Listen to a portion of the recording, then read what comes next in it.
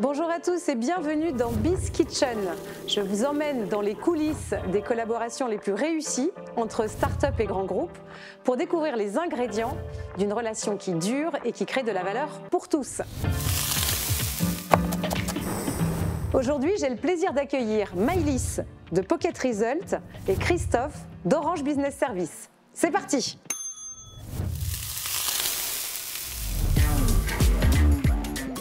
Bonjour Maëlys, bonjour Christophe, ça va bien? Oui, très bien. Nickel. On est ensemble pour un petit moment pour parler de la belle relation que vous avez nouée depuis 5 ans entre Pocket Result et Orange Business Services. Moi, j'ai envie de tout apprendre là-dessus et puis partager avec nos startups et les grands groupes qui nous écoutent vos bonnes pratiques, vos bons conseils. La première question que j'avais pour toi, Maëlys, c'est quand vous avez, avant même de faire le deal avec Orange Business Services, tu travaillais déjà avec des grands comptes? C'était la première fois? Non, on travaillait déjà avec des grands comptes. J'ai créé Pocket Result en 2013. Donc, quand on s'est rencontrés avec Christophe, c'était en 2017. On avait déjà des beaux comptes comme Bristol Myers Squibb, Adidas, donc des belles références. Et on va en reparler, mais c'est vrai que ça a été un élément de réassurance pour Orange. Sûrement. Donc tu savais comment ça se passe avec ces grandes maisons. Oui, exactement. Et puis moi, en fait, je suis entrepreneur sur le tard. J'ai créé ma première société en 2009, à plus de 40 ans. Et donc, précédemment, j'étais dans un grand groupe. Donc, je connaissais les ficelles de fonctionnement. Et côté Orange Business Services, alors, c'était quoi parce qu'à l'origine de toute relation de collaboration, il y a un problème à résoudre. Quel était-il? Alors, il y avait un problème qui était tellement important que, mais je pense que tu le raconteras, une personne qui n'était pas du tout liée au problème dans son métier, qui était la responsable de communication et la directrice de cabinet de la directrice des grands comptes, en a parlé à Maëlys en disant « Ah, ça pourrait intéresser Christophe ». Bon, le problème est très simple, c'est le pilotage des ventes sur des grands clients dans le domaine des télécoms, en pleine mutation technologique. Donc, une vraie catastrophe au niveau série statistique. Et une vraie complexité. Une vraie complexité. Alors, on ne va pas détailler la complexité parce qu'on pourrait noyer tout le monde, mais il faut nous croire. C'était vraiment complexe. Et surtout, quand vous passez d'une logique, finalement, je vais faire un peu de caricature, certaines pubs l'ont très bien fait contre Orange, en disant oui, c'était un revenu récurrent tous les mois, vous payez un abonnement. Bon, maintenant, le business, c'est plus du tout ça. C'est de l'orchestration, c'est de l'intégration, c'est des effets, comme on dit, one shot. Donc, très, très fluctuants.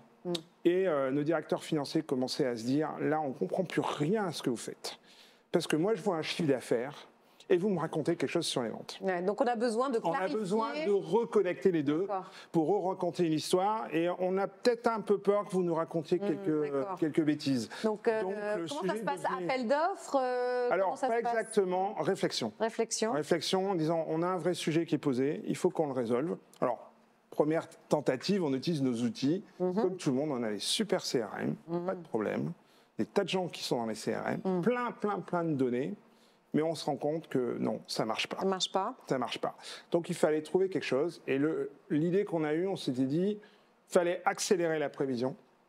Le seul moyen, c'est qu'il fallait remettre un peu d'intelligence humaine. Et il fallait des contacts beaucoup plus fréquents vers l'objet de la prévision, c'est-à-dire vers la projection. Système de gouvernance classique, des business reviews tous les mois, tout ce qu'il faut pour la hiérarchie, des process partout. Tout est bien allumé, bien organisé, mais si on rentre n'importe quoi dedans, il n'en sort pas grand-chose. Donc l'idée, c'était de se dire, on va essayer, au-delà de ce qu'on savait faire déjà, de redonner un peu la main aux directeurs commerciaux pour qu'ils nous disent oui, je vois comme ça. Alors je vois, c'est pas et alors justement, parce que tout ça, on comprend, je crois, cette complexité, mais comment le chemin mène jusqu'à Maëlys, du coup? C'est Judith qui mène le chemin. Alors c'est la première recette que j'aimerais délivrer. Oui, nous sommes là pour partager des recettes. Quand on est start-upper, en gros, on n'a pas de temps et on n'a pas d'argent. C'est quand même les deux caractéristiques. On est sur tous les fronts, tout le temps. On a des agendas, on bosse le week-end, le soir, etc. Mais néanmoins, mon premier tips, c'est de prendre le temps, de temps en temps, mais plutôt régulièrement de répondre à des sollicitations pour faire des interventions ou pour aller à des soirées de networking ou des moments forts comme ça où on est en train de partager des expériences. Et donc, alors, dans le cas de Orange, c'est un de mes prestataires, Webhelp, sur la partie mise en forme de dashboard et de PowerPoint, qui me sollicite en me disant, voilà, on reçoit un de nos gros clients, OBS, la team de la direction de la communication qui fait une Learning Expedition, et notamment chez nous, chez Webhelp. D'accord. Et ils auraient besoin de rencontrer des start-upers. Est-ce que tu veux bien que tu te portes responsable. Et donc, ils m'ont sollicité, donc j'y suis allée. J'ai parlé de Pocket Result, de notre vie, etc. Toi, tu étais à la réunion? Non, justement. N'y était pas, c'était à la direction de la communication. Donc, c'est bouche à oreille.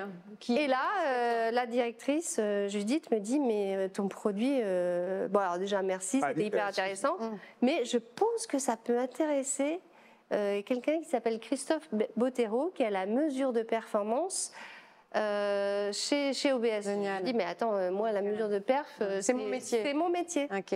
Donc ça, je retiens ce premier enseignement, c'est même s'il faut être 100% focus sur son produit et son développement, peut-être privilégier des moments où on se dit, là, je vais avoir un vivier de potentiels clients, il faut y aller. En fait, on ne sait jamais ce qui se passe. On ne sait jamais. Et il y a toujours des bonnes surprises à chaque fois. Et donc, vous vous rencontrez, l'offre Judith vient me voir, la demande ce match. Voilà, c'est ça. Judith me dit, c'est un matching. J'ai quelqu'un qui peut t'intéresser, une société, ce serait bien que tu la vois, mesure de la performance, comme j'étais en pleine réflexion, puisque on partageait le même comité de direction, donc régulièrement, je faisais le point en disant, et donc on se rencontre. Voilà, on se rencontre. Et là, Christophe me montre les outils, les process qu'il a mis en place, des choses vraiment pointues. Même moi, je suis très admirative. Et donc, du coup, on réfléchit ensemble sur comment on peut, nous, petite boîte de business intelligence, on peut être en couche derrière du Salesforce et derrière du tableau software. Et donc, tu lui fais une proposition. Et on lui fait une proposition. Il y en a d'autres d'ailleurs. Il y a d'autres propositions en parallèle. Est-ce que tu demandes à d'autres pour comparer? Il y a des concurrents, j'imagine. Alors, comment on a fait? Il y avait une dimension de changement, puisqu'on savait très bien que pour raccourcir le cycle de prévision, il fallait passer du mois à la semaine pour faire ça. Or, ce n'était pas du tout dans la culture. Donc, moi, je me suis dit, il faut que je fasse quelque chose pour entraîner le changement. Donc un événement. Donc je vais réunir les directeurs commerciaux qui pilotent les différents. Mais vous aviez déjà tapé dans la main à ce moment-là? Non, pas vraiment. Vous aviez l'intention de le faire? Enfin, je voulais tester Pocket Result. Alors j'ai dit, ça serait bien de nous accompagner dans cette, comme un conseil ou un animateur de séminaire. Pour un test, finalement, un atelier pour le tester. Déjà d'avoir un tiers, puisqu'on est quand même un peu dans une relation, je veux dire... qui peut être de famille entre les directeurs commerciaux et la performance, donc avec tout ce que ça comporte. Donc je dis c'est pas mal ça. Donc, mais sans garantie de transformation à ce stade, donc ça c'est un pari quand même parce que c'est sympa. Mais donc si le POC ne transforme pas, il est gratuit. Ça a été un POC payant. Il faut le dire. Oui, voilà. Ensuite, ça détend. Non, mais c'est un POC payant parce que c'était un sujet par mais non, mais de toute façon, on aurait refusé. D'accord. Mais Christophe et moi, je voudrais refuser aussi de faire une telle proposition dans la mesure où il y a quand même une qualité. Bien sûr, et puis du temps passé.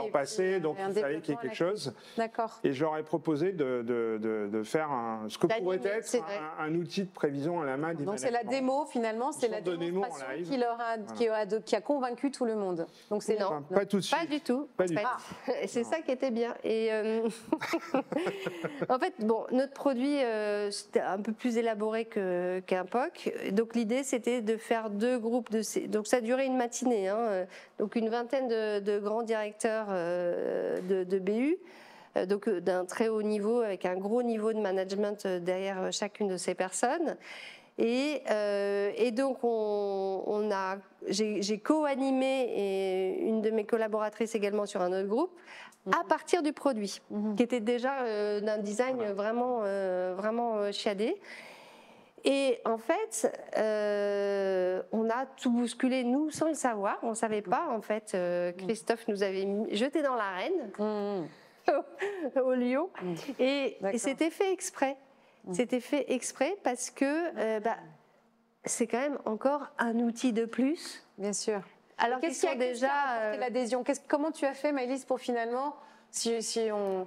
En fait, on a été, comment on peut appeler ça, on a été acteur de ce crash sans le savoir, mais c'était pour justement, dans l'objectif de Christophe, de remuer les esprits en se disant bon, parce que chacun du coup a révélé qu'il travaillait sur son propre Excel, sa propre petite cuisine. Donc à un moment donné, la fiabilisation n'est pas là. Bien sûr. Et puis le test, c'était aussi de voir si vous étiez capable de produire une pièce à casser. À un moment, je l'ai dit, c'était une pièce à casser dans un temps relativement limité. Sérieuse, permettant d'entamer un dialogue de changement avec les différents directeurs commerciaux qui se disent j'ai une accroche, je ne suis pas dans, parce qu'ils sont très forts dans le vague, en train de faire de la théorie, j'ai une question, comment j'améliore mes prévisions, j'ai un outil, donc si je dis non, j'ai une proposition, si je dis oui, j'ai une amélioration. Et du coup, ça a grippé en quelque sorte le sens de la réunion autour de ça. Donc la qualité, c'était de livrer quelque chose qui tienne la route pour ce type de réunion. Et ensuite, évidemment, l'accompagnement Mais en tout cas, attends, sinon je perds le fil, c'est que il ne suffit pas de répondre à un besoin de façon adéquate. C'est qu'après, il faut savoir identifier qui convaincre. Et il y a une foultitude de personnes à convaincre. 20 personnes qui était donc, qui est, dans ton cas, qui a été en fait la personne la plus difficile à embarquer? Quasiment tout le monde en fait. Et donc c'est pour ça que cette idée hyper tactique de Christophe était vraiment maligne, c'est-à-dire de réveiller d'un coup les consciences pour accélérer derrière une phase de pilotage avec des pilotes volontaires. Donc on en a eu 5 parmi ces 20 personnes. Et là, voilà, on a co-construit ensemble à nouveau l'outil. C'était concluant et puis chacun se sentait partie prenante finalement, donc pas exclu ni imposé. Donc ça veut dire qu'il faut aussi de la diplomatie dans tout cela. C'est la conduite au changement. Il faut des fois lâcher pour que... Parce que on savait que la solution venait des acteurs eux-mêmes, du management, donc il fallait les mettre en scène pour qu'ils s'emparent du sujet. Et ils ne se seraient pas emparés d'une discussion théorique, ils ne se seraient pas emparés d'un simple audit, etc. Par contre, il fallait les mettre. Imaginez-vous, avec vos vendeurs, vos managers, vous êtes en train de discuter de la prévision. Bien sûr. Face à cet outil, ça vous va pas. Et comme ce sont des managers de niveau, de toute façon, ils ne peuvent pas rester au constat. Il faut qu'ils sortent du constat. Voilà. Et les plus volontaires sont devenus les 5. Et on a dit, on met à la poubelle, excuse-moi, Maëlys, du terme, ce qu'on vous a présenté, parce que visiblement, on n'a pas le consensus, mais c'était prévu pour. Et on va reconstruire sur cette base-là quelque chose qui sera c'est super. adapté. Donc de l'adhésion par la démo et par la co-construction. Voilà. Ça a pris combien de temps, du coup, entre le moment où vous aviez eu cette première rencontre et la signature? Faites-nous rêver. Non, la signature, ça a été assez rapide, puisque en fait, dès le premier atelier de co-construction, donc le crash test, on l'a fait en décembre et on a commencé dès le début de l'année suivante à travailler sur cette phase pilote. Et en fait, la particularité de cet outil, c'est que c'est un outil qui évolue. Et donc, en fait, c'est comme une grande phase de pilotage presque permanente, parce que les côté techno et côté vente d'OBS, c'est en permanence en train d'évoluer.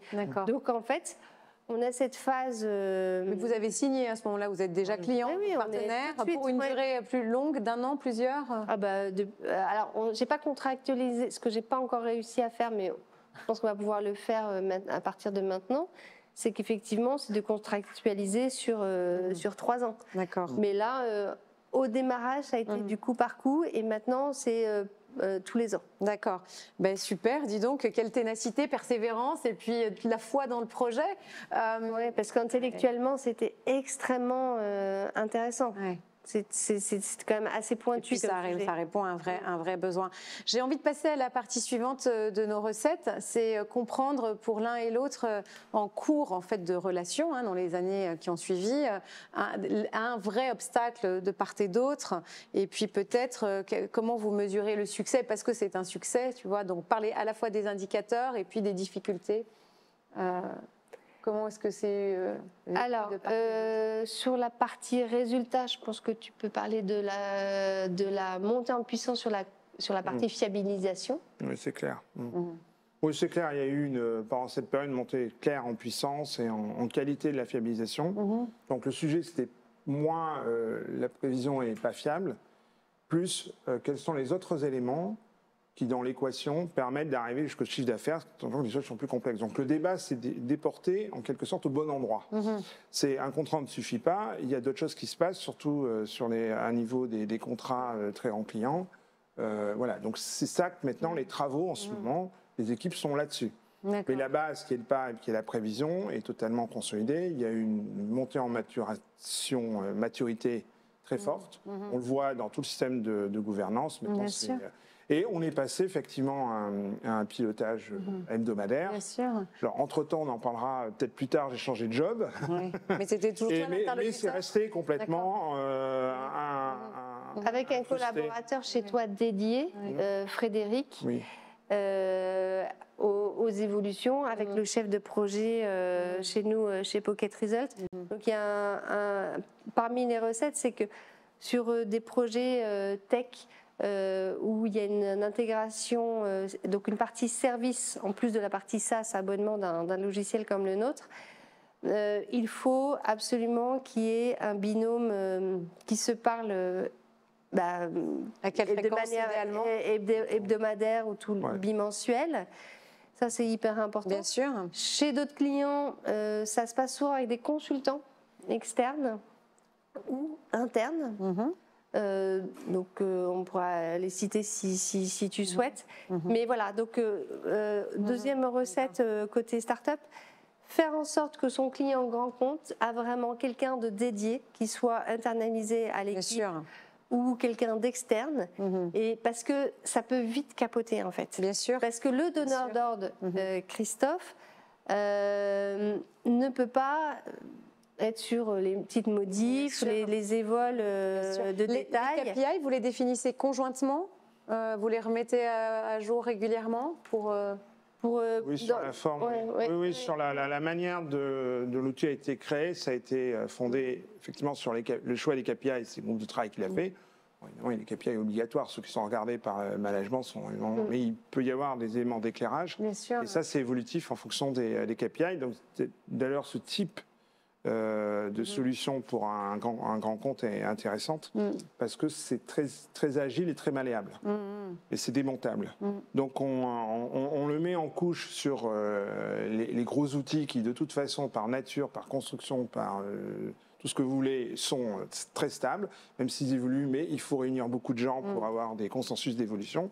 Donc du coup, il faut vraiment jouer en complémentarité, c'est ce qu'on a fait, et ce qui donne cette agilité pour répondre à une question qui était assez prégnante. D'accord, donc, voilà, donc un pilotage reine courte, et puis avec une très bonne agilité, d'où la nécessité d'une relation très forte. D'accord. Donc c'est très intuitif personné quand même, non? Ça à se dire si demain c'est plus Christophe ou ou Frédéric.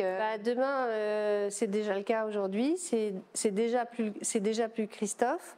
Mais ça se passe tout aussi bien. Voilà, il y a un continuum en fait de choses. D'accord. Et si on parle d'obstacles, parce que là ça a l'air idyllique votre affaire.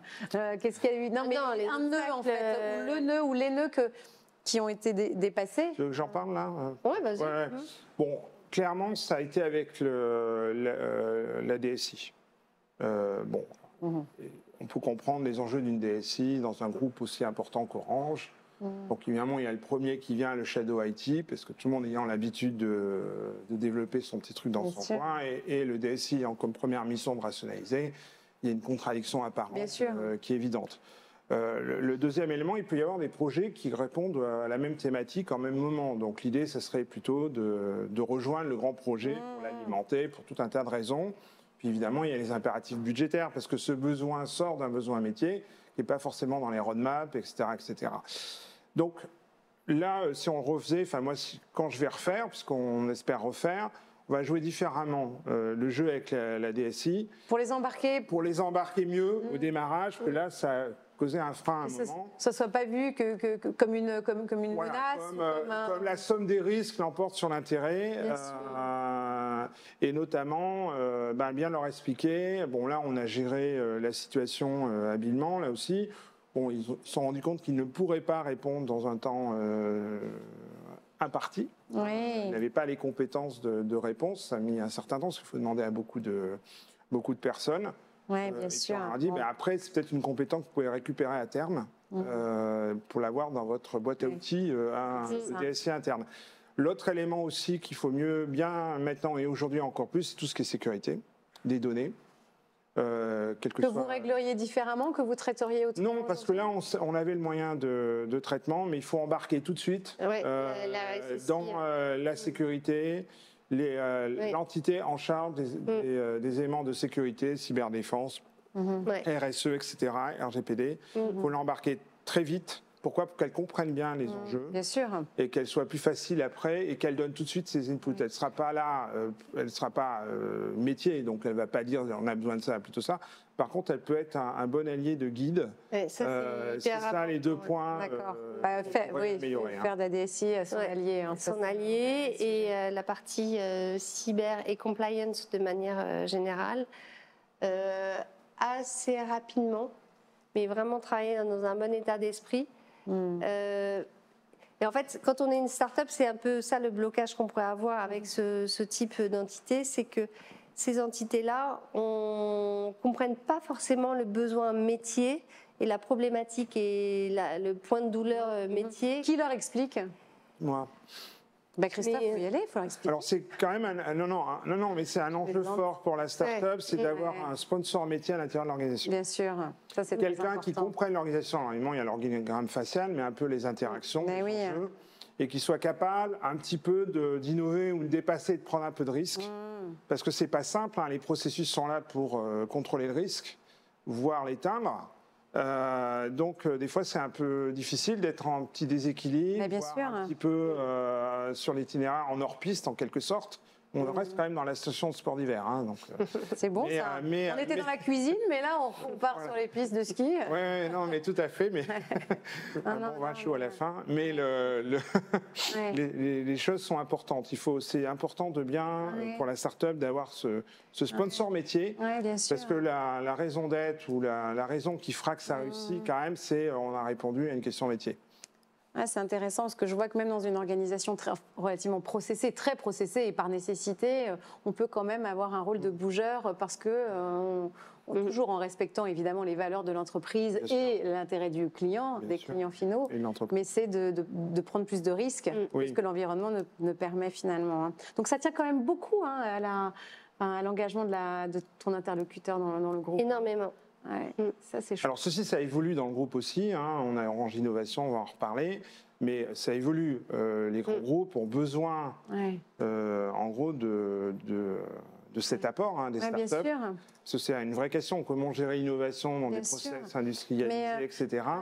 Ça me fait penser, tu vois, quand je vous entends, à quel point il est nécessaire d'injecter de l'ADN entrepreneurial dans la culture managériale des grands groupes aujourd'hui. Parce que plus, tu vois, tu as cette agilité qui s'acquiert, c'est une bonne nouvelle, la confiance en l'autre, en l'avenir, en soi, plus tu es capable de ne pas voir un partenaire comme une menace. C'est not invented here, c'est pas nous. Mais en réalité, c'est dire, mais non, en fait, donc c'est vraiment, c'est très intéressant.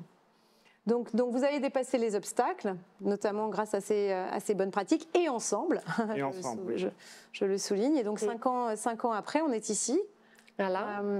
Donc nous, on est Le bilan que vous en faites aujourd'hui, il y a une nouvelle étape.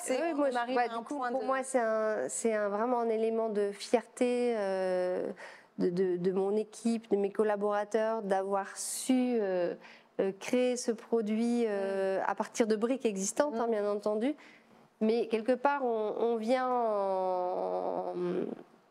en briques supplémentaires est maintenant indispensable derrière du Salesforce et derrière du tableau software. Donc pour nous, c'est énorme. Donc ça, c'est extraordinaire. Ouais. Et puis, par ailleurs, donc petite parenthèse, mais comme petite recette, chez Pocket Result, on a créé en 2016 un établissement à Boulogne-sur-Mer. Et c'est là où est l'équipe, le pôle tech. D'accord. Et donc, comme aujourd'hui c'est la guerre des talents sur les profils tech, bien sûr. Donc c'est une recette que je délivre comme ça, et c'est d'ailleurs hyper apprécié de nos clients grands comptes, c'est d'avoir cet établissement dans une région qui n'est pas la première région qu'on élirait pour aller monter un établissement et un pôle tech. Et là, il y a des écoles comme Simplon.co, par exemple, que tu connais peut-être. On a pu recruter, former depuis 2016 des personnes en reconversion, donc sur ces métiers de développeurs. Et bien sûr, on a depuis maintenant des ingénieurs, etc. Ils sont salariés, pardon, parce que c'est très rare aujourd'hui d'avoir. C'est ça. Et en fait, pour moi, mais c'est un autre sujet, c'est que finalement, que ce soit des freelances ou des salariés. Là, ils sont salariés en l'occurrence. C'est l'expertise. Donc c'est un établissement. Ils sont salariés et ce sont des collaborateurs qui sont là depuis de nombreuses années. Donc ne dis pas trop où ils sont parce qu'on risque sur Paris, c'est compliqué de garder ses collaborateurs tech. En réalité. Mais voilà, donc ce qui est important, tu fais bien de le dire, parce que pour un client grand compte, la pérennité, la durabilité est très importante dans la relation. Le côté un consultant cherche un consultant, etc., ça dure pas. Enfin, c'est pas. C'est vraiment la durée de la relation et donc cette permanence qui crée l'évolution du business. Mais tu vois, je ne crois pas, mais ça vraiment c'est encore un autre sujet, mais je ne crois pas que l'engagement ou l'intensité de l'engagement et donc la pérennité soit liée au statut de je suis en CDI ou je suis en freelance. Je pense qu'on peut, et c'est tout l'enjeu de demain, c'est comment est-ce qu'on crée de l'engagement durablement alors que beaucoup de talents tech ne veulent plus être salariés. Mais on en reparlera un autre moment. C'est vrai que c'est pas, je te rejoins, c'est pas notre cas de nous parce que justement, on a créé notamment ce pôle. Parce que c'est un peu. Mais oui, c'est un bastion. Aujourd'hui, c'est un vrai asset de l'entreprise. Tout à fait. Et même nos développeurs sont régulièrement en contact direct, donc avec le chargé de projet. Et là aussi, les clients sont très friands de ça, d'avoir des accès directs aux développeurs. Enfin, ça se fait jamais, ça, en fait. Mais ça, nous, on l'a instauré direct. C'est une bonne pratique. Et donc, ils entendent les mouettes de Boulogne-sur-Mer. Ça, c'est bon.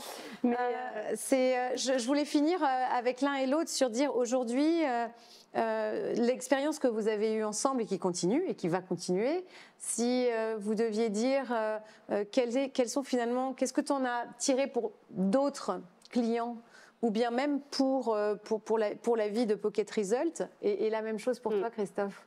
Alors, nous, Pocket Result, dès 2013, on a travaillé pendant pas mal d'années uniquement avec des grands comptes parce que c'est des budgets qui sont plus intéressants et au démarrage on était sur un produit semi sur mesure, donc c'était un peu un passage obligé, et travailler avec des grands comptes, ça nous a permis de nous autofinancer.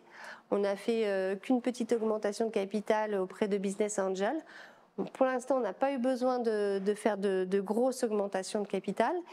Et donc, en fait, le fait que nos grands comptes donc, se réassurent les uns les autres, puisque moi, OBS était rassuré par le fait qu'on est Renault, SNCF, Adidas, Bristol-Myers Squibb. Bien sûr. Donc, depuis BNP, Société Générale est assuré parce qu'il y a OBS. Et donc, en fait, ils se réassurent tous les uns les autres. Le plus difficile, c'est le premier. C'est toujours voilà. Et du coup, ça a financé le deuxième step de Pocket Result, qui est aujourd'hui Pocket Studio, qui est un produit où nos clients sont autonomes, et donc ça nous permet de travailler avec des partenaires pour faire avec de la vente indirecte et des PME et des startups. Du coup, comment les startups qui nous écoutent peuvent transcrire ça pour elles, cette bonne pratique? Alors, je ne sais pas si c'est un modèle à voir, mais voilà, nous c'était la trajectoire qu'on s'était mis tout de suite, c'est financer les premières années avec des budgets et des contrats à grands comptes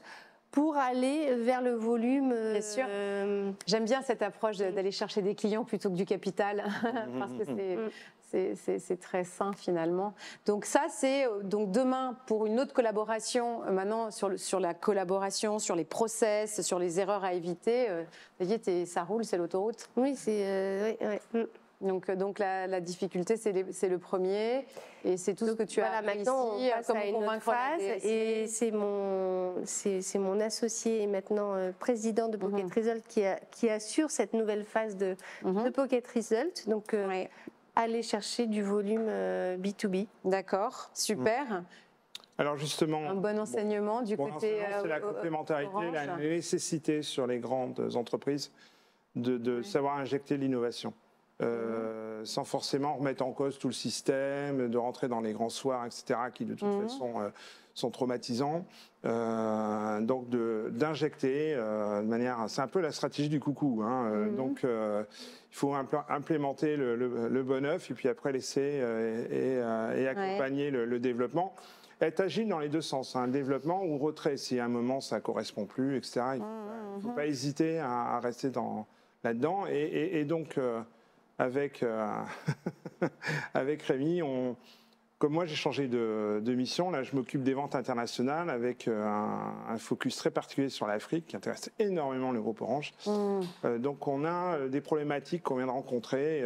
J'avais été voir Orange Innovation en lui disant voilà, j'ai une petite problématique, je dois fédérer tout un tas d'acteurs. Évidemment, tous sur des outils différents, évidemment, tous bien conscients. Donc c'est un peu la même configuration que tu as connue. Quelque part, je me suis dit, il y a des choses qui se rapprochent, c'est plus qualitatif, on est moins chiffre là, on est plus mariage d'affaires. Mais du coup, je dis, ce serait peut-être intéressant d'utiliser... utiliser la méthode pour voir. Ça. Alors bon, on est au début de l'histoire. L'histoire se répète. L'histoire se répète. Parce que je dis, il y a au moins cet exemple, je peux le citer, donc ça arrête dans certaines réunions en ce moment. C'est beaucoup plus facile, tu vois. Amélie se dit, ah mais non, mais il y a ça, je vous le montre, ah oui, d'accord. Et puis bon, je porte un historique aussi dans l'entreprise, donc je dis, s'il raconte ça, ça doit être à peu près vrai. Donc voilà. Donc du coup, c'est de tirer ça. On va voir, ça aboutit. Alors. Peut-être une autre recette sur les délais de paiement. Oui, parce qu'on n'a pas parlé de ça. J'avais l'impression que toute cette partie finalement contractuelle avait été plutôt bien, s'était bien passée. Mais donc les délais de paiement très longs, je crois. C'est toujours très long. Par essence. Et OBS je peux dire le mot, fait défaut comme la plupart de nos clients grands comptes. Et donc à un moment donné, ça nous a posé un réel souci. Donc là, c'était pas lié à OBS. Là, on était en 2018. Donc défaut de règlement dans les temps de plusieurs de nos clients. Et là, en fait, on a fait appel à BPI France sur leurs produits Trésor Plus. Et grâce à BPI France, voilà, dès qu'on a un nouveau client grand compte, on émet les premières factures. C'est tout de suite préfinancé par BPI France et on n'a plus cette astreinte de... Ça, c'est important. Merci BPI. Merci BPI France. Pour éviter le défaut de paiement. Non, mais ça, c'est un très bon enseignement. Je ne sais pas si tout le monde l'utilise, parce que c'est quand même, au-delà des problématiques opérationnelles, c'est quand même c'est très névralgique, le paiement. C'est le nerf de la guerre. Quand on n'a pas levé d'argent et qu'on compte sur les clients pour faire rentrer le cash. Donc, si on essaye de résumer ensemble les moments, c'est les points saillants, des bonnes pratiques de la relation entre Pocket Result et OBS. Moi, je retiens qu'au début, pour obtenir l'adhésion, il ne faut pas hésiter à faire une démo payante, évidemment, et puis à co-construire ensuite pour qu'on n'ait pas le syndrome not invented here, qu'on se sente embarqué dès le début, que c'est important après dans le suivi d'avoir ce binôme qui se suit de façon très étroite, puis qui s'entend bien aussi, mais ça vient en plus, et puis d'avoir aussi ce sponsor à l'intérieur, sponsor métier, parce que ça facilite et ça accélère les choses. L'aspect sur le paiement, évidemment, no cash, no deal. Et qu'est-ce que vous rajouteriez? Tout ce qui est le bon accompagnement, DSI, compliance, sécurité, de bien les prendre dès le démarrage. Ah oui, la DSI avec nous. Oui, c'est-à-dire que l'écosystème soit embarqué, bien sûr, soit au courant. n'ai pas l'impression d'être mis devant le fait accompli parce qu'il y a un chef à plume qui a décidé que. Ouais. Et comme ça, ils sont plutôt dans l'adhésion. Ouais. Et ils seront plutôt apporteurs de solutions. Bien sûr. Et en fait, on le fait d'autant plus qu'on a ce mindset d'entrepreneur, même à l'intérieur d'une grande maison comme Orange. Tout en respectant évidemment les processus, les guides de gouvernance, etc. Bravo, merci à tous les deux pour tous ces exemples et puis longue vie à votre collaboration. Merci Catherine. Beaucoup. Merci. Merci.